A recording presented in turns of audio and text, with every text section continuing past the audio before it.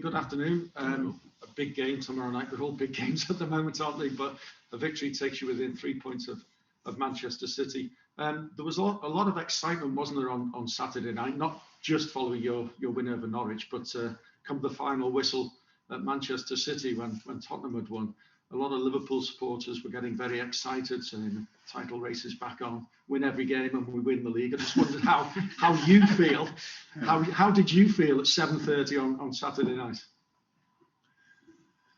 And it's the truth, I was on the way home when it was 2-1 Tottenham. Then I arrived at home and didn't follow it anymore because I was sure they equalized anyway. Then I had to. We went out, and the driver was very excited and told me that it was 2-2 and then 3-2. And when I said 3-2, I thought, okay, City won 3-2, and I said no, Tottenham won 3-2, and oh, that was my reaction. So because we have for us nothing changed really. We have to win. You're right. We have to win all our games, which is assuming Manchester City win all theirs. Yeah, but I think you can expect that, or we expect that. Traditionally, historically, it happens more often than not that they win pretty much all their games. But okay, we play them once. That's the one game we want to win, definitely as well. So yeah. Of course, if it would be 12 points, 15 points, whatever, it would be a completely different situation. But for the game now, it doesn't change too much, or nothing changed actually. And that's why we have to be 100% focused on just this one game, because we cannot win the game and the league and everything in one game. We just can have to try to make sure we win a very difficult Premier League game, because Leeds United, obviously, you saw all the faces of Leeds United, I would say, on when was it? When? Sunday. Oh, right. We have now Tuesday. So we're on Sunday with very brave and very exciting offensively, and go with everything they have, and then defensively, yes, if you you can cause them problems, but it's difficult as well because of the man marking all over the pitch system. It makes it really tricky. If you're not really in the game, then they will eat you. Just like that, and that's why it makes it's so important that we are ready for the next very intense game. I think Leeds is pretty much leading in 3 of the decisive running stats in the Premier League, not all over, but then high-speed running, high intense runs, and all these kind of things. It's Leeds, and you have to be ready for these kind of runs all the time. And they never give up on top of that. So whichever they have really spectacular results, high scores and all these kind of things, both directions. And yeah, we really have to make sure that we are 100% spot on. You were in a good position on Saturday to be able to make 7 changes for that Norwich game. How hard is it for you not to be thinking of what lies ahead in terms of team selection, given your next 3 games are in 3 different competitions? Will tomorrow's lineup give us a pointer towards Sunday? Ooh. Well, I didn't think about it, so you can probably, if you, no, I didn't, because the one thing I learned over the years, and I do it now already for a while, is it doesn't work for me to have 2 games or 3 games in my mind. We have to try everything for this game, and that's what we did against Norwich. We made the changes for the Norwich game, not because of the Leeds game or the final at the weekend. Maybe because we needed the fresh legs and intensity in this game, and some players were ready for a rest as well. So that's why we made the changes, and that's exactly how we will do it now. There's no chance that the Premier League is the Premier League, and you cannot say I rest somebody for the final or whatever. For me, it never worked out. If we try to rest one and bring him on after 60 minutes, and he gets a knock in the 65th minute, so what's the point? No, we are actually. That's not. I have a few things to sort during the week, but I don't even try to think about the game after the one we are really in. Firmino and Diogo Jota.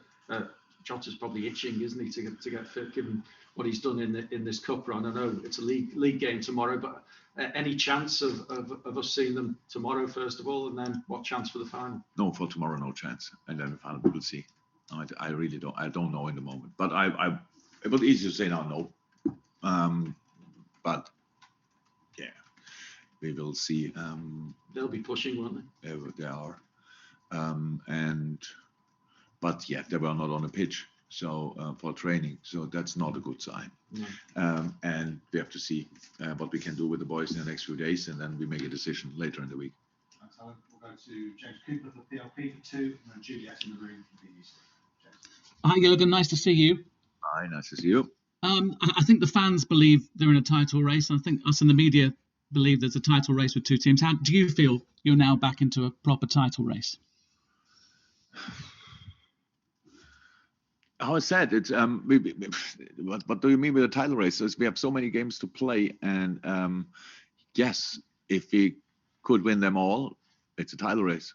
So if not, then it's maybe not a title race. I don't know exactly. I'm not too much into it. I understand that 100%. That people get excited about it. Good, because the distance is now not completely, or they are not completely out of reach anymore. But it's anyway a really tricky situation, and I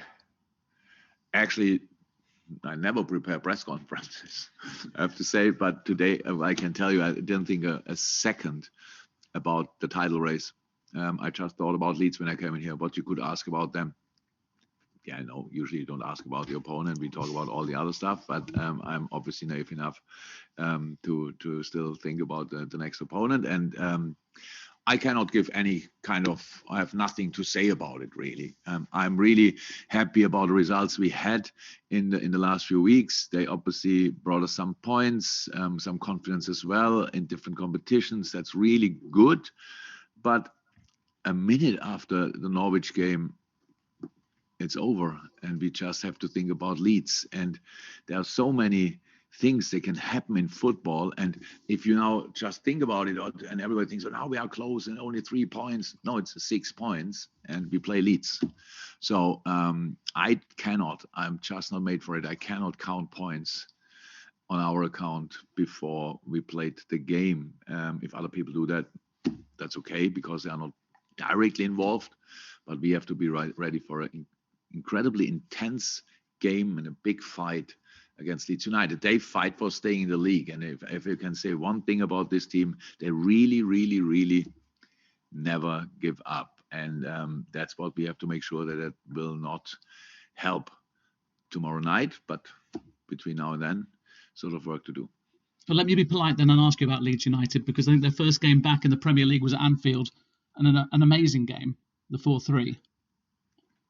Did you expect that kind of level from them again, bearing in mind what you talk about their intensity and them not giving up? Not exactly the level, because they miss a few very decisive players for them. It's Patrick Bamford, it's obviously Phillips and Cooper. That's pretty much the spine. And we know, or I know what I'm talking about, how much this can hurt you as a team if you lose these kind of very decisive players. And I think in their best periods, all these boys could play pretty much through all the games. But I expect exactly the same attitude, and it's actually the result we had that night is pretty much how Leeds is. They play all in, and we won that night. But that's now not the case because we are Liverpool and them are Leeds. It's just because we scored one more goal that night, and that's what we have to be ready. But they really, how's that? If you watch them, you know it. It's like this. They had a difficult spell around December, in this late December, I think, when they got a few knocks, but that's over. And since then, the results got much tighter again. And the Aston Villa game, for example, was again a really spectacular one. Villa thought they might be through, and then they were not, because Leeds came back. United played a really good first half, 2-0 up, and then you come out and if you went for a drink in halftime, then you probably missed the 2 goals of Leeds. And yes, United could turn around again, but it's a really tricky one. And I know that, and I have no problem with it. I hope that we, as a unit, again, together with our supporters, will be really difficult to beat. that's what we have to do. If we are difficult to beat or difficult to play against, then we have a good chance to win the game. But that's first and foremost the job to do for all of us, that we are really on it and give our absolute everything, because it will not be decided because a little bit football here or there. If we are not ready for a fight, we will suffer. Thank you, James. Good to see you again. Juliet, for one in the room, and then Chris from Merseyside, BC Merseyside, I should say, on the Zoom. Jurgen, in a way then, you referenced just then the performances of Leeds against Aston Villa and Manchester United. Has this game fallen nicely, the rearranged game, because the squad, the availability that you have now, you're in a good place, the momentum that you've got as well, and coming out of winter, does that make any difference to when it was supposed to be played on that Boxing Day? No, I think we were all right on Boxing Day. We had our COVID crisis came a bit later, if I'm 100% right. I don't know it exactly anymore, but it was that I can remember that I didn't think, thank God we don't have to play it. I said again that it was not our problem. Was not the 26th to play it, or not at all.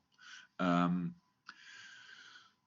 not sure. I would like to have Bobby and Diogo available. So that will not happen for tomorrow night. So it is like it is. We never.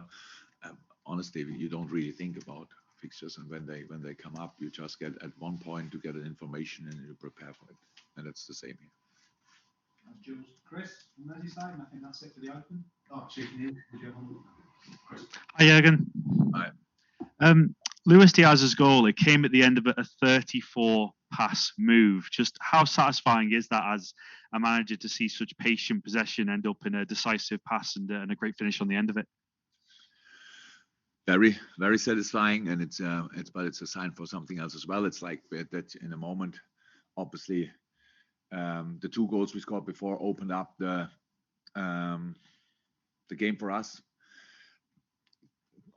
Obvious knock for Norwich, proper boost for us, and these moments are really rare because you have to work so hard to get any advantage in a football game. But if you have it, then we are obviously able to do some really nice stuff. So it is, with all the 33 passes before, I loved each of them.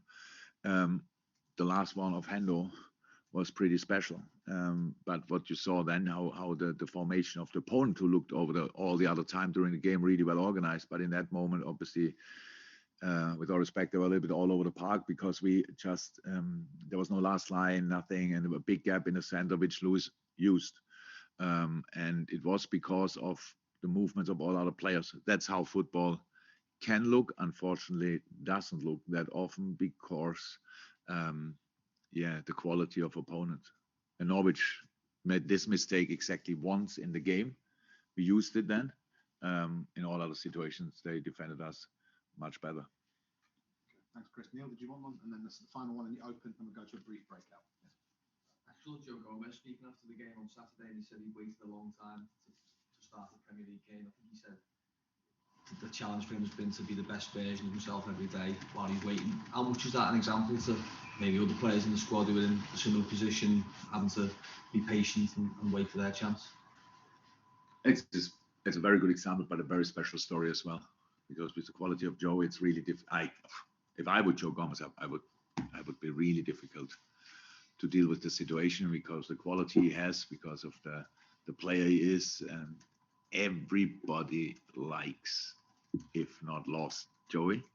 And then with a really difficult injury and a few things afterwards, and then getting COVID in a completely wrong moment when we have an FA Cup game and these kind of things. So it made it difficult for him to get rhythm. And I'm really happy about the performance. So I think it was the first goal where he was involved in a half space, nearly lose the ball, winning it back, and then pass the ball, and from there we go. I was really, really pleased for him. I'm pretty sure he was nervous. That's normal after that long time. Then on the position he likes maybe the second most, not the most, and was for us very important that he could play that, because Rashica with the speed was clear we will not go for Trent, not because of Rashica, but because Trent needed a break. And then who do you bring? And then it was really perfect to have Joey available. Yes, it's an example. Absolutely. Like we have a lot of other examples, I have to say. So in a moment, I told the boys yesterday, the way we deal with different situations at one moment is really exceptional, because some players start who are used to be outside more often than others don't start, who are used to be in the starting lineup, and all of them, we all saw it the last two games, the changes we could make were massive, and the influence they had, and that's exactly how it has to be. And as long as we can do that, as long as we can use the squad like that, we have a good chance to win football games. Thank you, Neil. So we'll take 3 questions. We've got 2 in the room, and